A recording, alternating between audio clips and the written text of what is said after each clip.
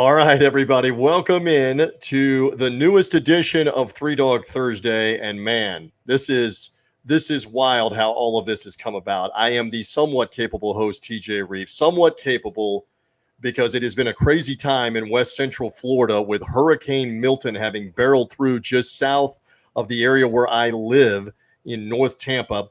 Actually, probably about 60, 70 miles south. Hurricane Milton made landfall late Wednesday evening around 9 p.m., made landfall about 70 miles to the south of me in the area just south of Sarasota, Florida. And again, we suffered effects of this for the better part of about 12 hours leading up to the actual hurricane making landfall and the aftermath of it shooting across West Central Florida. So I'm just happy to be with you. I can tell you that for my wife, my family, and me, my twin daughters, we have not had power since 10 p.m. Eastern time on Wednesday night. We have now relocated for a little while to my in-laws' house. Yes, Three Dog Thursday from TJ's in-laws' house because they do have power in Hillsborough County. They're about 15 minutes south of us. They have power, so I'm able to be with you live because we were not going to be denied to give you some college football underdogs against the number. Now, you're saying, where is Gary Seegers, the purveyor, the owner, the operator of winningcureseverything.com? He's got a previous obligation and was not able to be here, but he did set everything up for this to happen here on the Winning Cures Everything platform, the Winning Cures YouTube page. So in Gary's absence, I am still here to give you three underdogs against the number. Now, we had a rough week last week. The only one that came through out of us swinging and missing, Gary had Boston College. Gary had Missouri. It was tough on those. I had Iowa, and Iowa obviously got blown out by Ohio State. Missouri got destroyed at Texas A&M, but I did have Cal in the late night game. I still can't figure out 5 days later, speaking of hurricanes, how did they give up that lead in Berkeley to the Miami Hurricanes? The U just pulling one rabbit out of the hat after another after the Hail Mary reversal of the call that gives them the win against Virginia Tech when it looked like Virginia Tech had caught the Hail Mary for the win. They get that last week, 2 weeks ago. And then last weekend against Cal, they come back from 25 down in the second half to win. Still, Cal was a cover at plus 10.5. So we're just looking for three college football underdogs simply to cover. They don't have to win, whatever the line is on Thursday. And I've been able to check the lines here a little while ago. I felt strongly about these. And by the way, Gary does a great job, as we often plug, with Parker and Kyle on the BetUS TV college football show. He's giving out favorites, underdogs, totals. You'll see his picks there. You'll get his picks as well here on Winning Cures' platforms, on the winningcureseverything.com website, as well as his YouTube page. You'll see his picks. I'll just give you three underdogs while we sit here. By the way, feel free to give me some comments if you like. If the comments are coming in, I'll maybe see a couple of those as we go along live on the platforms here of Winning Cures Everything, including the social media. And while I do this on the fly, we might as well see if I can't share this out so that everybody can see it, et cetera, through the Winning Cures platform. I'm going to go ahead and do that live on the show as we're live here on the broadcast, and I'm double checking and trying to make sure that it's going out. And even in the event that it's not going out, that's okay. We'll share it out and we'll get more people to see it after the fact. You can follow Gary, obviously, right here on this platform at Winning Cures, also at Gary WCE. And you can follow me as well at Buck Sideline Guy, BUC, Buck Sideline Guy, there for that. So there you go. And Gary has built all of this in so that you can see that we're brought to you by Ticket Smarter and the promo codes that are there. Some great action, obviously, coming up this weekend. And we encourage you to use our friends at Ticket Smarter and the Ticket Smarter mobile app. Again, I'll tell you a little more about them in a little bit. Why don't we get into some underdogs? And I'm not going to wait very long after this Three Dog Thursday episode. I'm looking at a Friday night underdog. This is in the Big 12, and it suddenly is a very relevant matchup for the Utah Utes. When last we saw them, they were beaten by the Arizona Wildcats at home, a surprise upset. We know their quarterback, Cam Rising, has not been able to play, injured fingers on his throwing hand ever since the Baylor game over a month ago. And they've played cat and mouse games with will he play, is he not going to play, etc. He didn't play again against Arizona. They got away with it the first couple of times and won a couple of games, including a very impressive win at Oklahoma State at the time. Although Oklahoma State now doesn't look very good. They're 0-3 in conference play. But then Arizona stuffed them, stuffed the run game with Bernard, the running back, made the backup quarterback Isaac Wilson try to beat him. He couldn't do it. They ran the ball on Utah. And so now we have this game off a bye week for Utah on a Friday night in Tempe at the old Sun Devil Stadium, where Arizona State a week ago was a winner over Kansas in a great finish, where Kansas once again threw away a fourth quarter lead to drop to 1-5 with 5 straight losses. But Arizona State took it from them. Sam Levitt, the quarterback, Scadaboo, the running back. So underdog number 1 is a Friday night Big 12 underdog. And I've even brought my own visual aids here. Gary will be proud of me. Give me Sun Devils plus the 3.5. You see it right there on 3 Dog Thursday. We're post Hurricane Milton. I will go ASU on Friday night in the Big 12 matchup with Utah at home. I simply need a win. I get a field goal plus a hook in this situation. Loud crowd will be a factor. What an atmosphere. I've been in that atmosphere before when they upset Washington in the Pac-12, when Washington under Chris Peterson was in the top 10. That place can rock. I'll shout out one of my colleagues, Tyler Jones of the Jones Report and Chat Sports. Tyler does a great job talking college football and Big 12. He's one of my colleagues. Tyler was there. He's also a Kansas grad. He was there last Saturday night, and he said that place was rocking and loud and tough to hear and an influence for Arizona State. I think it's the same thing Friday night against Utah. One more time on my prop. Give me the Sun Devils for underdog number 1 on 3 Dog Thursday. Sun Devils plus the 3.5. This is like old school 1970s TV with the pointer, etc. Great stuff. On that. Okay, so there's one underdog, and there's such a bevy of games going on Saturday on all the different platforms, but the one that I always love to gravitate to is the Red River rivalry game between Oklahoma and Texas. I had the privilege of being at this game now some 17 years ago for OU and Texas, Bob Stoops and company against Mac Brown and company in that version of it. And got to be around the old coach, Barry Switzer, the Hall of Fame coach, the former national title winning coach of the Sooners, the Super Bowl winning coach of the Dallas Cowboys, for Barry's 70th birthday. He is now 87 years young. And here's what I know about this little original research on this. This is a widespread in Oklahoma and Texas. And I know why, because Oklahoma has struggled some early on in the year. Tennessee obviously beat them decisively earlier in the year. Brent Venables has gone to a different quarterback, the quarterback Hawkins. Interested to see what he can do. He won their game 2 weeks ago with Auburn, and so now they come off the bye week. Interesting that since 2000, there have been 8 previous occasions where either Oklahoma or Texas has been favored by at least 10 points. Texas is favored by 16.5 here. That favorite is 2-6 in the Red River rivalry. That is a compelling number. Now, 1-5 of that is Oklahoma, and obviously 1-1 in that situation, ATS, is Texas as a double-digit favorite. But I go back to a couple of reference points where Texas was a 16.5-point favorite in 2015 under Mac Brown, and they won the game outright, 24-17.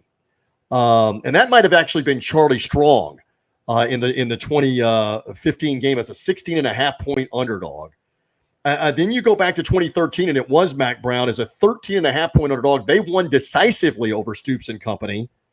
Was that Colt McCoy, I believe, around that time in 2013? It might very well have been. 36-20, they won the game. So Texas has a couple of double-digit outright wins in this century, in this series. I think, however, it is Oklahoma's turn. I know that Quinn Ewers may be back at quarterback. I know that Arch Manning is waiting in the wings, the nephew of Peyton and Eli Manning, the grandson of Archie Manning. But I think with Hawkins, the quarterback, I know this receiver is Deion Burks is questionable to play. There's reports out there that he may not play. Maybe Brent Venables wants it out there that his best receiver's not playing just to try to fool the horns. Half the stadium is crimson. Half the stadium is orange.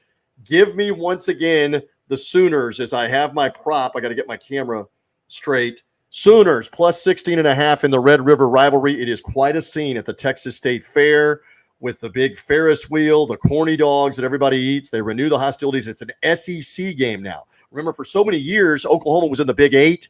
Texas was in the Southwest Conference. Those of you that are under 30 years old and think college football began in 1998, this thing used to be Switzer against Fred Akers or Darrell Royal back in the day when the Big Eight would play the Southwest Conference. And they were together in the Big 12 up until this year. Now it's an SEC game, and I like Oklahoma. And again, this is the national game on ESPN and ABC, on ABC's SEC coverage, the Southeastern Conference coverage on ABC. 2:30 Central Time, 3:30 Eastern Time. One more time with my prop. Give me Sooners in the Red River rivalry game. How am I going right now with all of my props? I think we're pretty good on that. Again, we're live on the Three Dog Thursday program. Again, this is post Hurricane Milton. You see my studio setup isn't the normal studio setup. This is the patio of the in-laws house. They do have functioning power. They do have functioning internet, so I'm able to be here in North Tampa. Again, overnight, there were over 1.5 million residents in Hillsborough, which is Tampa, and Pinellas, St. Pete, and Clearwater without power. So the mere fact that I'm able to be here with you, have some electricity. I don't know when the power is going to be back on at my place, and for tens of thousands of others, it has been a struggle so far. And that's not the biggest concern. The biggest concern is obviously flooding and the damage to homes and businesses all up and down the west coast of Florida. This is the second significant hurricane in 2 weeks. Hurricane Helene didn't even make landfall here on the Florida West Coast. It actually shot up the West Coast and hooked into the Big Bend of Florida right by Tallahassee and Perry, Florida. In this case, it was a direct hit south of Tampa Bay, south of Sarasota, in the Siesta Key area near Venice, Florida, about 40 miles south of St. Petersburg as you visualize the west coast of Florida. Still, we had effect of wind and rain. Folks, there were 13 to 14 inches of rain in my part of northern Hillsborough County in a single night, a foot plus of rain. So the flooding, it's been awful. So this is a good diversion here for Three Dog Thursday on the Winning Cures Everything platforms. By the way, you see our sponsor Ticket Smarter, and I'm talking about these different games. That Arizona State-Utah game, what is it? Mountain America Stadium, I believe, is now the name of it. Old Sun Devil Stadium in Tempe. If you're trying to go to that game and get the best tickets, the Cotton Bowl for Texas and Oklahoma. If you're trying to go to any of these different games, Alabama's back home smarting off the loss against Vanderbilt. They play South Carolina. If you're trying to go to that game, swing out to the LA Coliseum for USC and Penn State. Any of these college football games, use Ticket Smarter, the Ticket Smarter mobile app. You see the promo codes on the screen. Single ticket, probably going to still cost you significantly. If you spend $100 or more, use WCE10 and take $10 off with the promo code here from Winning Cures. But if you're looking for a couple of the best seats, like I'm about to talk about Oregon and Ohio State and Eugene, you're not getting two great seats to that game for under $300. Use the promo code on the screen right down below, WCE20, and take $20 off. Tell your friends, tell acquaintances if they're going to these games, like Ole Miss and LSU, for example, if they're going to that one, pick one of these outstanding matchups that are going to be taking place. How about K-State at Boulder against Colorado? Use the promo code WCE20. Ticket Smarter mobile app, best prices on the secondary market. Your purchase is safe and secure. It takes 5 minutes to sign up and use that promo code WCE20. Takes $20 off an order of $300 or more. Get in the game. Think smarter. Ticket Smarter as a proud sponsor on Winning Cures Everything, Gary's platform, and Three Dog Thursday. The one more underdog is Oregon. So why? Why the Oregon Ducks against Ohio State? They looked invincible. I'm going right back at Ohio State after after Iowa did nothing last week. I had the Hawkeyes plus 20, but offensively they couldn't do anything in that game, even though it was a fairly close game in the second half. And then Ohio State broke it open. They got an interception return. They had another long run. They can certainly run the football. I mean, Kirk Ferentz sabotaged his own team, by the way, when he's calling timeout right before the trick play punt where they snapped it to the up back. And they would have gotten a first down. The official didn't blow the whistle till the play's already being run. They would have gotten the first down, and Ferentz has the trick play on and goes ahead and calls timeout and then goes ahead and takes a delay of game and punts the ball. What sense does that make? Sabotaging his own trick play, I'm not saying that would have won them the game, but maybe it keeps them in the game down 7-0 in the third quarter. So they got wiped out. I think Oregon's got too much offense with Dylan Gabriel, the quarterback. They have a common opponent, Michigan State recently. Ohio State clobbered them in East Lansing. Iowa was up 31-0 last week on them in Eugene. I think Gabriel and those weapons will be enough. How about this stat for these guys? I am going to go Ducks here, plus the 3 on Saturday night on the NBC primetime Big Ten game. Oregon has not been a home underdog since 2018. That's Mario Cristobal as the coach. You got to go back that far to have them as a home underdog. They won that game outright with Washington. It is very rare that they have been a home underdog. I'm getting points. They only need to win the game. This is only Ohio State's second game right away from home early on in the season. Hostile place at Eugene. I think this is the Ducks to win the game outright. Again, I'm going with a second Western team, just like Arizona State on Friday night, to win the game. So by means of review, again, I'm going to go Sun Devils first on Friday night. Let me get all of my cards correct. Sun Devils first on Friday night right there, plus the 3.5. Sooners on Saturday in the rivalry game with Texas, plus 16.5. It's just too many points. And the Oregon Ducks on Saturday night in the matchup with Ohio State that's now a Big Ten game. Go figure. I mean, we had enough trouble understanding Miami and Cal's an ACC game last week. It's just strange. It's beyond strange. By the way, that K-State game, they're a favorite on the road at Colorado Saturday night. Is Colorado for real? Are they going to shut everybody, including me, up once again against the top 25 team at home? I know they shut a lot of people, including me, up with the win over UCF in Orlando. That was back 2 weeks ago. They've had a bye week. K-State, when last we saw them, just smacked Oklahoma State around. Avery Johnson, the quarterback, great quarterback matchup. Avery Johnson against Shedeur Sanders. This is on ESPN Saturday night late. We're interested in that one. I'm interested. Is Penn State going to stay undefeated at Southern Cal? The Coliseum again for Brad Nessler and Gary Danielson. We'll see. We'll see what happens at the Coliseum. USC already beat Wisconsin out there, but they've lost a couple of road games at Michigan and then lost in the closing seconds to Minnesota on the quarterback sneak at the end of that game last week. They're back home. They're getting points. I looked strongly at Southern Cal. I didn't take them for 3 Dog Thursday purposes. I just gave you the 3 that I took for this week. That's Arizona State, Oklahoma, and Oregon. Let's see if those underdogs come through. Again, be on here for all of the great content. Love what Gary does at winningcureseverything.com, obviously, and the Winning Cures YouTube page. Here as we cohabitate, as I like to say, on Thursdays with him. Hopefully he's back with me next Thursday. Hopefully I'm back under normal circumstances after Hurricane Milton. It's not going to be right in Western Florida, West Central Florida, and the West Coast of Florida, down in Sarasota, down in the Venice area from this direct hit they took. We didn't even take the direct hit again, 60, 70 miles to the north, and we got the tremendous wind and rain bands, gusts of 90, 100-mile-an-hour winds in the Tampa Bay area. It then slammed Orlando, where UCF is trying to play Cincinnati on Saturday. In my market, Memphis is supposed to play South Florida in Tampa. That game for right now is still up in the air. They're trying to play it Saturday afternoon at Raymond James Stadium, but right now, Tampa International Airport's not even open. I don't have it on any authority. The airport's not open. We're not sure if Memphis can get here.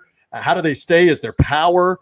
All of those things. Can they play the game at 3:30? They're going to try to for South Florida, Memphis, and my Memphis Tigers, the alma mater, still in the hunt in the American Conference, need a win. USF's had some struggles as of late, being beaten badly by Miami, beaten badly by Tulane, and now they have to regroup off an off week. Let's see what happens if that game can be played. And again, UCF Cincinnati's at the same time in the afternoon in Orlando right now as it's scheduled live on Thursday. It is a mess. It is a mess in Florida. Donate if you can donate. Time, effort, charitable organizations, whatever it is, because there are millions in need from Hurricane Helene and now Hurricane Milton over the last 2-3 weeks. And this is not going to be solved in a couple of weeks or a month, just like up in the Carolinas, Tennessee, South Carolina, North Carolina. The damage from Hurricane Helene is not going to be solved in October. It's not even going to probably be solved until the first of the year with infrastructure and loss of residences and businesses. It's a nightmare. But this was therapeutic for me in some ways to be hanging out on 3 Dog Thursday here on the Winning Cures Everything platform. So again, Arizona State, Oklahoma, Oregon for the host. If you want Gary's underdogs and his plays, he has the great content right here on Winning Cures. Check those out. Check him out with Parker Fleming and Kyle Hunter on the BetUS College Football Show on the BetUS platforms and their YouTube page. He's got plenty of picks everywhere on that. For now, we are good. Hopefully everybody saw this and enjoyed it. Like, down below. Hit the subscribe button if you have not. Thank you for finding me here this afternoon while I talk some underdogs before week 7 of the college football season on 3 Dog Thursday. Bye.